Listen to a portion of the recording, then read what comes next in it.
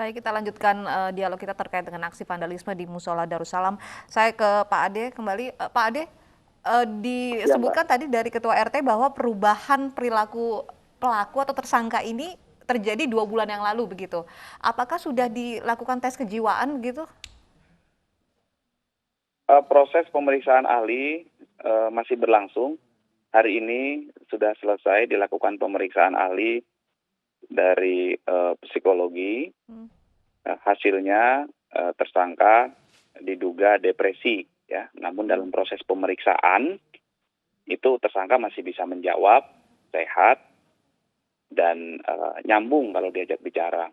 Artinya saksi-saksi ahli lainnya tetap akan kita lakukan pemeriksaan, proses penyidikan tetap berlanjut, ya. Tersangka kita sangkakan pasal 156A KUHP tentang dugaan melakukan perbuatan di muka umum dengan sengaja yang mengakibatkan perasaan permusuhan atau berdampak pada penodaan agama. Dan juga pasal 406 KUHP tentang pengerusakan terhadap barang. Ancaman hukumannya? Ancaman hukumannya untuk 156A itu 5 tahun, 5 tahun penjara, Baik. Mbak. Pak Ade, tadi Anda sempat menyebutkan keterangan dari tersangka ini sempat berubah-ubah. Secara detailnya keterangan apa yang berubah dari pelaku? Yang pertama tentang belajar agama dari YouTube, ya. Ternyata kita belum temukan.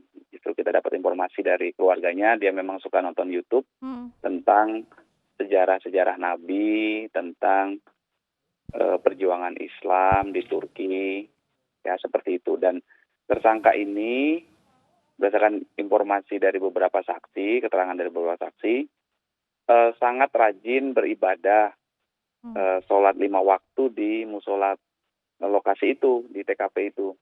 Namun sejak bulan Ramadan ke sini, dia tidak lagi sholat berjamaah 5 waktu di musola itu dan sering di rumah saja dan cenderung pendiam. Kemudian upaya yang sudah dilakukan oleh kedua orang tuanya terhadap pelaku ini antara lain melakukan beberapa terapi, antara lain berkomunikasi dengan psikolog, melakukan hipnoterapi juga, dan juga saya dengar pernah diruqyah, ya. Dan hasil dari upaya itu orang tuanya berkesimpulan bahwa anaknya tidak boleh keluar rumah sendirian tanpa pendampingan. Namun kemarin jam 11 itu anaknya si pelaku ini minta uang ke ibunya, dikasih 50.000 untuk jajan. Faktanya tidak dibelikan jajan, tapi untuk membeli perlengkapan yang akhirnya dilakukan pengerusakan di musola Jadi itu. sudah Antara lain direncanakan oleh tersangka sebelumnya untuk mencoret-coret musola ini?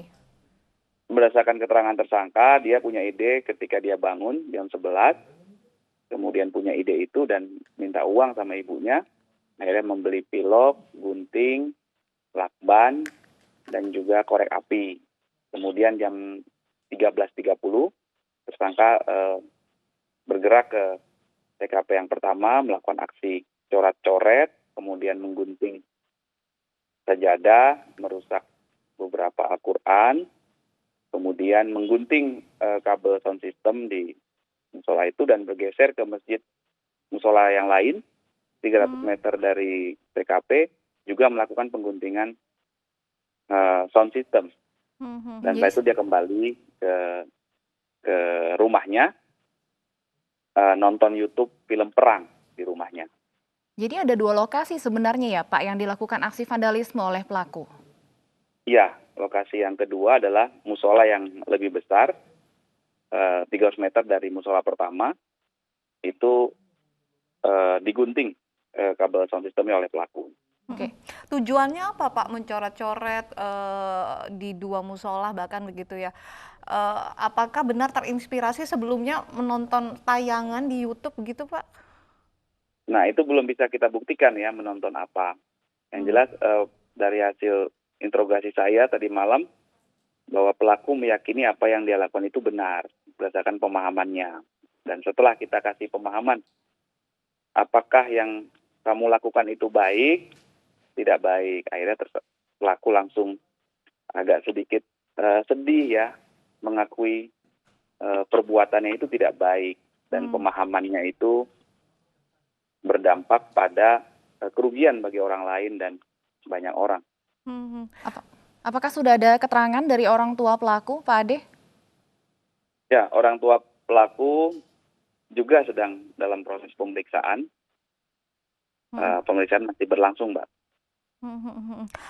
Saya ke Pak Matsoim. Pak Matsoim, ini ternyata dari keterangan polisi, keluarga dari pelaku ini sudah melakukan berbagai upaya begitu untuk menyembuhkan kejiwaan begitu dari pelaku ini. Apakah warga sekitar tahu begitu, Pak? Ya, emang dari 2 bulan yang lalu ya, sebelum kejadian ini juga dia melakukan ya semacam kegiatan yang kurang baik lah gitu loh. Dia memukul tukang Grab yang berusaha menolong dia, kan jatuh itu katanya. Tukang Grab itu bukannya ini terima kasih apa, langsung dipukulin gitu loh, sampai harus dibawa ke rumah sakit gitu. Jadi itu pertama, terus besoknya langsung dibawa, yaitu yang terapi kecil lentuk itu psikolog, bahkan sampai dibawain air minum, dia nggak mau minum, katanya air minumnya itu warnanya merah darah gitu. Saya menyaksikan ini karena saya pulang dari sana kan, saya langsung menemui karena warga saya gitu. Okay. Jadi mulai dari situ lah gitu loh. Jadi sekitar 2 bulan yang lalu perilaku ini emang agak-agak menyimpang dari kebiasaan dia sehari-hari. Gitu. Jadi warga sekitar udah melihat keanehan dari 2 bulan yang lalu. Baik, Pak Ade.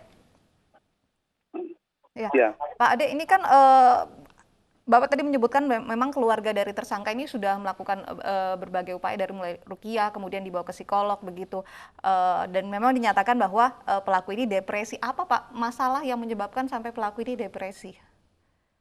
Ya, kita fokus pada pembuktian pidana yang dilakukan oleh pelaku.